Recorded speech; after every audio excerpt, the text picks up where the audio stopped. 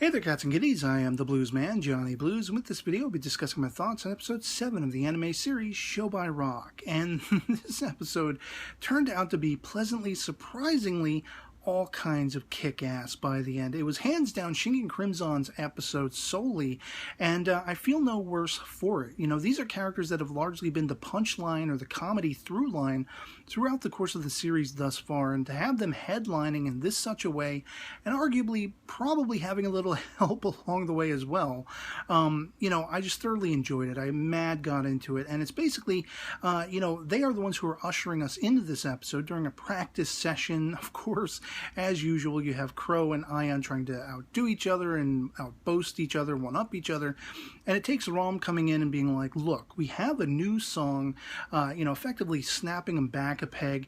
We have to practice this song. And it just so happens that I found a venue that we can go play this song at.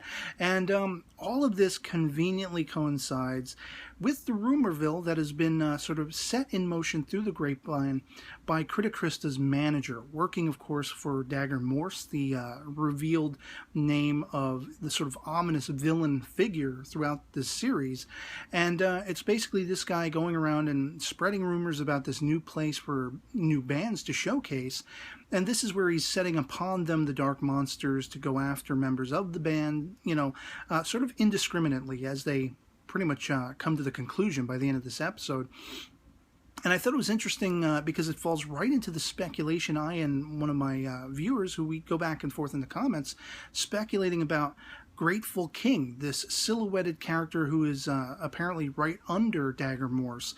We both put forth the speculation that maybe he's on the side of good. Maybe he's sort of working from inside the dark side, if you will, under Dagger Morse to make sure he doesn't succeed in, you know, stealing the souls and all that kind of stuff of these people who just want to play good music. And he has a line where, after Krista's manager is boasting, like, oh, this will be it. I'm going to take them down once and for all and make up for my failures previously. They zoom in, still in silhouette, on Grateful King, and he's like, I'm going to let that happen. So that seems to be playing in, hinting at least, toward the idea that Grateful King is on the side of good for whatever reason, and it would explain certain times that Xian has been able to succeed in, you know, defending against these dark monsters. Maybe she had a helping hand as well.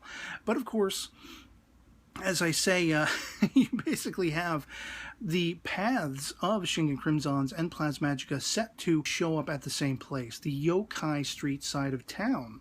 And for those unfamiliar, in Japanese mythology, yokai are kind of spirits of the nether realm and creatures and such like that. They're, as they say in this episode, pranksters. They like to play tricks on the living.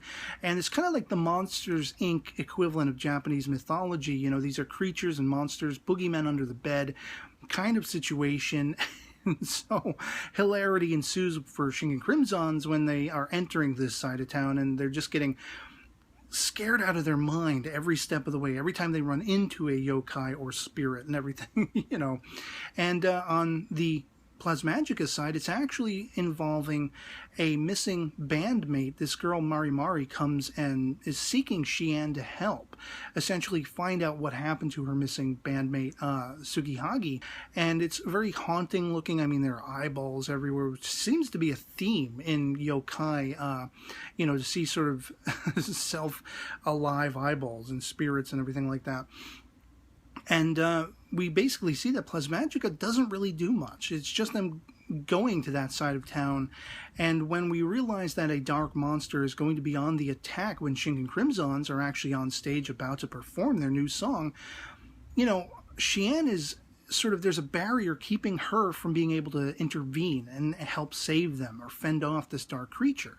And it's all because of Rom, you know, using this energy or this ability that may or may not have been a helping hand by Grateful King to overpower, and each one of the band members of Shingeki Crimson's, they all rise to the challenge, hence, as you know, Yaiba would say, to defeat and destroy this dark monster, which turns out, toward the end of the episode, they figure out that it's this missing Sugihagi.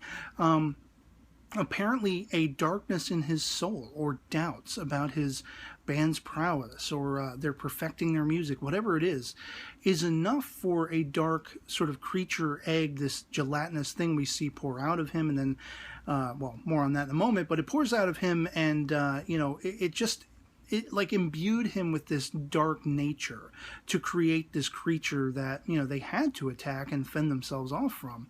And by the end, of course, we have a happy reunion with Mari, Tsukihagi, and 3 of the yokai that Shingen Crimsons had been running into time and again and being spooked by and everything. But we do see that this little gelatinous egg that, was the formation or the central crux of creating this dark monster ends up going into Ion's foot and like going up his leg, and I guess finding its way inside him, and he feels kind of off because he's always got his hand covering his face because he's like Thor, he thinks of himself as the thunder god of music and everything. He's taken aback. His hand falls down and he's like, what was that?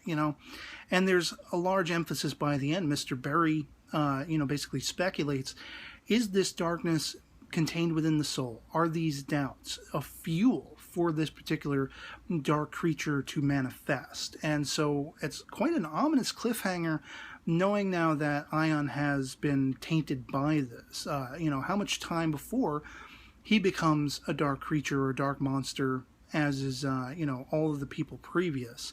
But as I say, by the end of this episode, Shingen Crimsons rose to the challenge, whether they had help via Grateful King or not. I still really love that they did rise to the challenge because there was a strengthening of the bonds between them in a sort of similar fashion to what happened with Plasmagica, as they're talking to Mari in this episode. She's concerned about Tsukihagi having taken off because of his doubts about their band, and, she's worried about them breaking up, and they use the example of their own situation from the last couple of episodes. They fought, they came back together, and they were stronger for it.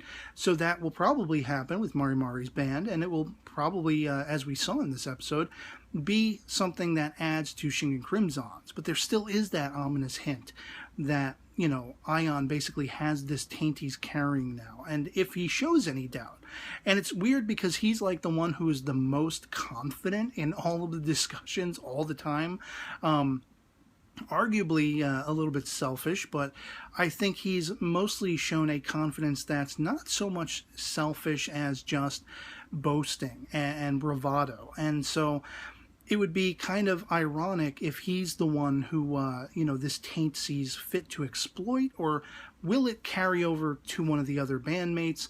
Will it somehow, cast itself apart from Ion and go after Xian or one of Plasmagica's bandmates?